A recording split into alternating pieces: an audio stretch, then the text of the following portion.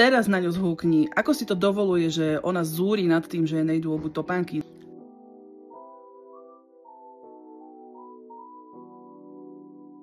Určite áno, cvičenie všímavosti, ktoré mňa alebo nás potom môže doviesť k tomu, že čo sa teraz vo mne deje a prečo chcem ísť reagovať tak, ako ma to práve zvádza do tej reakcie, je za mňa osobne úplne kľúčové v interakciách s inými ľuďmi, s deťmi, s partnermi a tak ďalej.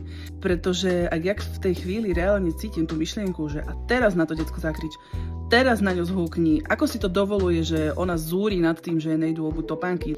A ja si reálne zvedomím, že to fakt není o mojej dcere, ale je to fakt o mojom vnútornom dieťati, ktoré dúbka nožičkou vnútri v mojom srdci a hovorí, a prečo ona môže, a prečo my sme nemohli?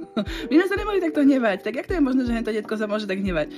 Tak ja to dokážem zachytiť, tú myšlienku, a ja dokážem zistiť, že OK, tak toto je len moje vnútorné dieťatko dúbka, že sa ozvem a chce, aby aj ostatní zažili tú nespravodlivosť, ktorú sme zažívali my, aby aj ostatní vedeli, aké to bolo ťažké a tak ďalej. Takže áno, ak mám odpovedať na otázku, áno, určite to zistujem. Či je to ľahké? Není to ľahké, ako nič nové, čo robíme, tak rozhodne nie je ľahké od prvého momentu, ale cvičením všímavosti sa určite vieme k tomuto dopracovať.